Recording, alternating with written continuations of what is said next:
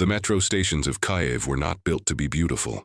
They were built during the Soviet era to be functional, to move workers efficiently through the city, and, if necessary, to serve as bomb shelters during nuclear war. Their walls were concrete and tile, their corridors utilitarian, their lighting harsh and unforgiving.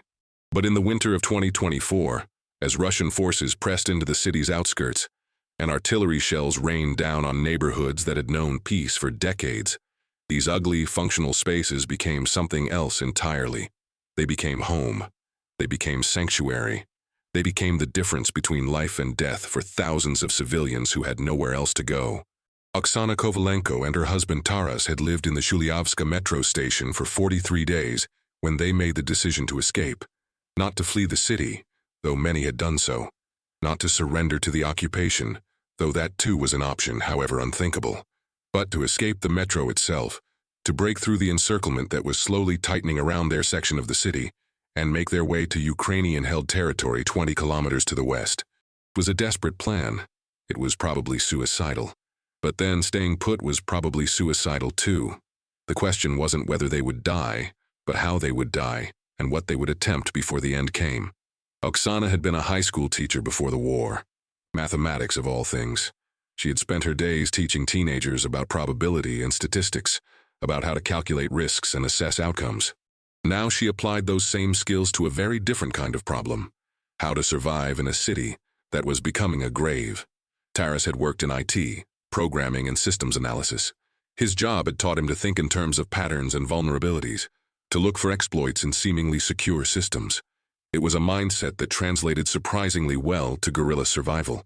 Together they had become what the other metro dwellers called runners, people who risked trips to the surface to scavenge supplies, gather intelligence, maintain contact with the outside world.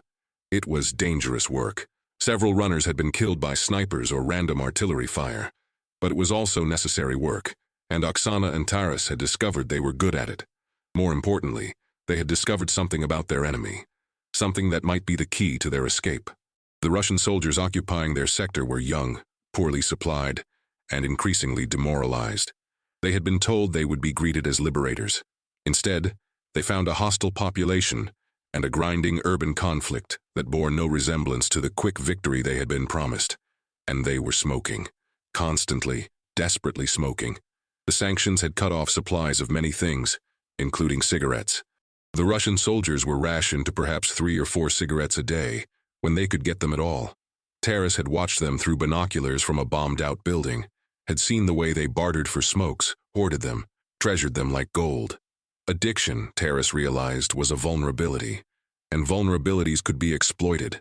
The plan they developed over the next week was audacious in its simplicity. They would approach a checkpoint, not as refugees seeking passage, but as black market traders. They would offer cigarettes, vodka, anything the soldiers craved.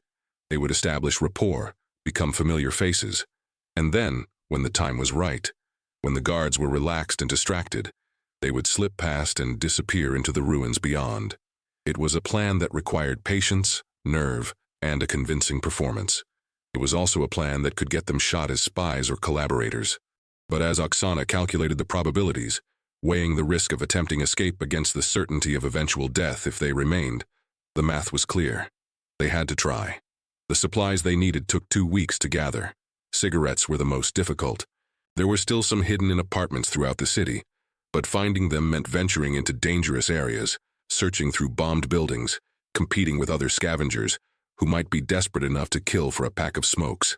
But slowly, carefully, Oksana and Taras accumulated their inventory.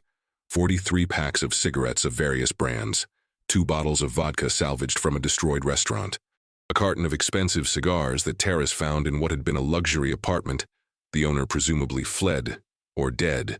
They also gathered intelligence. Every trip to the surface, they observed the checkpoint at the western end of their sector. They noted the patterns of guard changes, the moments when attention lagged, the positions that offered the best chance of escape if things went wrong. The checkpoint was manned by a rotating squad of about 8 soldiers. They were bored, cold, and increasingly careless.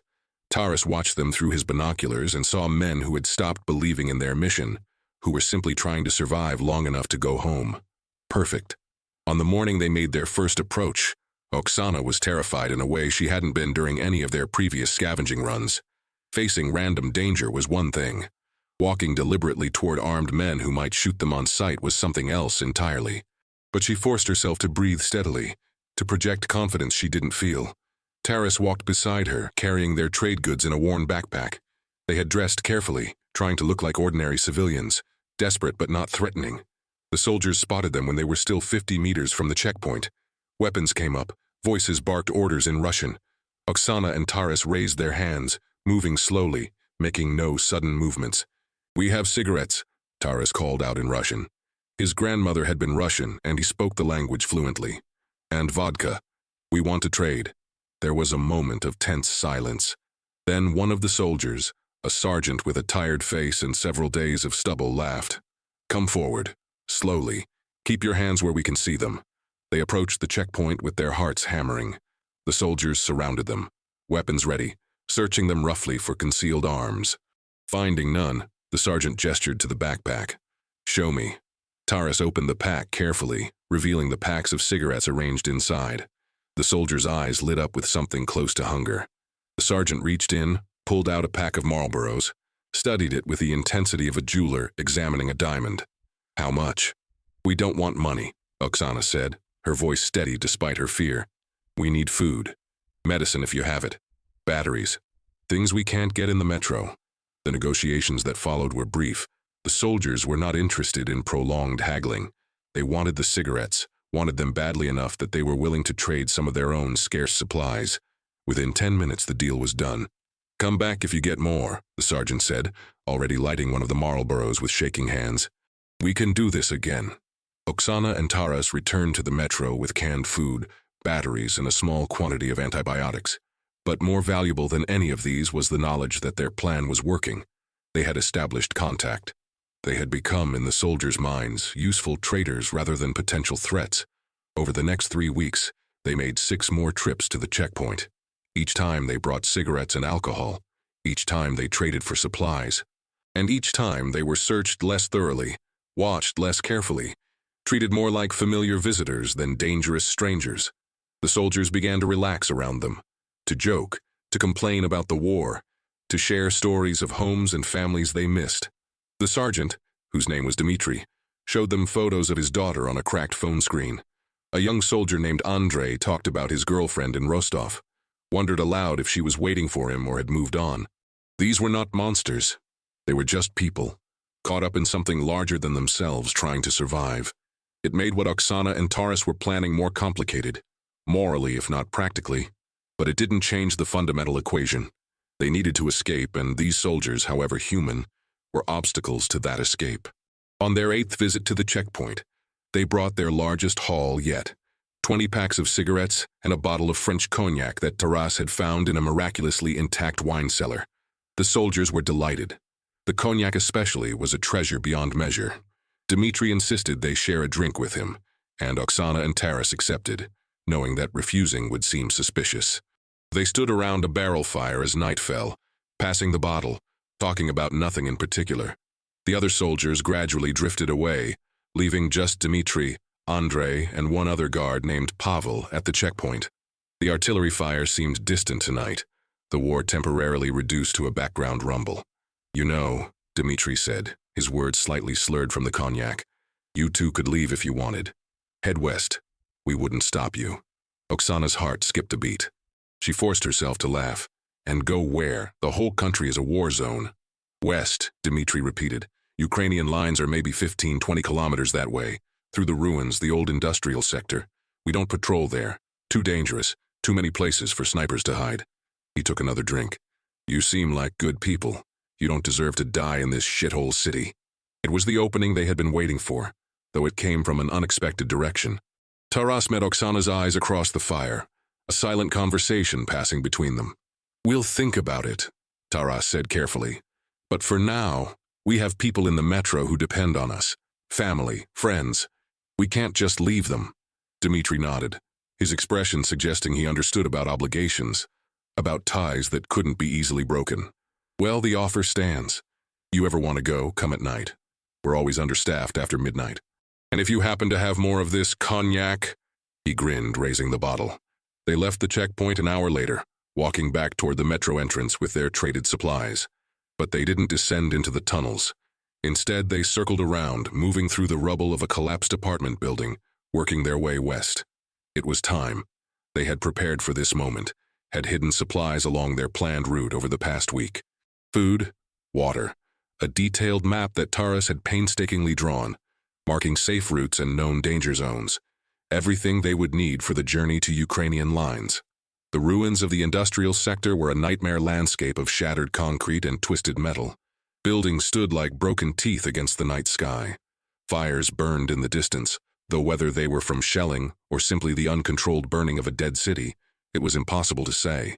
Oksana and Taras moved carefully, using the rubble for cover, pausing frequently to listen for sounds of danger.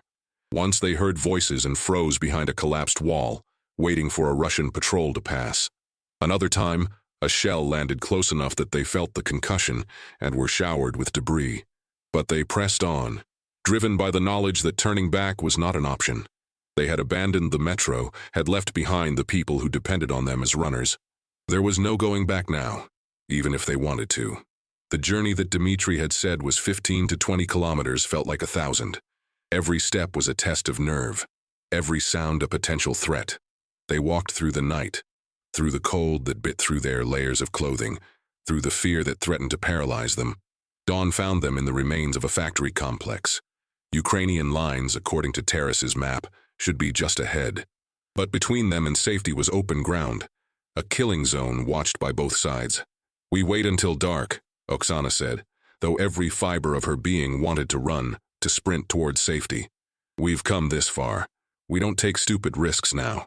They spent the day huddled in the factory ruins, taking turns sleeping, eating sparingly from their supplies, listening to the sounds of war echo around them. It was the longest day of Oksana's life, every minute stretched to breaking point by anticipation and fear. When darkness finally fell, they prepared for the final push. They had white cloth to wave as a sign of surrender, of civilian status. They had rehearsed what they would say, how they would identify themselves. But none of that would matter if they were shot before they could speak. "Together," Taras said, taking Oksana's hand. "Whatever happens, we face it together." They stepped out of cover and began walking toward Ukrainian lines, arms raised, white cloth fluttering in the cold wind. The shout that came from the darkness ahead was in Ukrainian, ordering them to stop, to identify themselves. Oksana's legs nearly gave out with relief at the sound of her native language. "Civilians," she called back. "Refugees from Kyiv. Don't shoot." There was a tense moment, then figures emerged from the darkness. Ukrainian soldiers, their faces hidden by night vision goggles, weapons trained but not firing. A captain approached, studied them with professional skepticism. "You came through the industrial sector?" "Yes." "At night?" "Yes." "You're either very brave or very stupid." The captain lowered his weapon. "Come on. Let's get you somewhere warm and figure out your story." Later, after debriefing, after hot food and medical checks, after the surreal experience of being safe for the first time in months, Oksana and Taras sat together in a refugee center, wrapped in blankets trying to process everything that had happened. "We used their addiction," Taras said quietly. "We exploited their weakness to escape. We survived," Oksana corrected. "We saw an opportunity and we took it. That's not exploitation. That's just the price of staying alive in wartime. Dmitry helped us. Told us when to go, how to go. He didn't have to do that." "No, he didn't. Maybe he's a good man caught in a bad situation. Or maybe he just wanted more cognac." Oksana leaned her head on Taras's shoulder. "I don't know. I don't have to know. We're alive. We're together. Right now, that's enough." In the weeks that followed, they learned that the metro station at Chulyavska had been shelled 2 days after their escape. Many of those who had sheltered there, people they had known and cared about, had died. The knowledge was a weight that would never leave them. But they had survived. In a war where survival itself was a form of victory, they had found a way through. Not through strength or weapons or righteous fury, but through observation, patience, and the willingness to exploit the human weaknesses of their enemies. The Kyiv survival code, they later told others who asked, was simple. Stay alert, stay flexible, and never forget that your enemies are human too. Because humanity always has cracks, vulnerabilities, needs that can be leveraged. It wasn't noble, it wasn't heroic, but it worked, and sometimes in war, that's all that matters.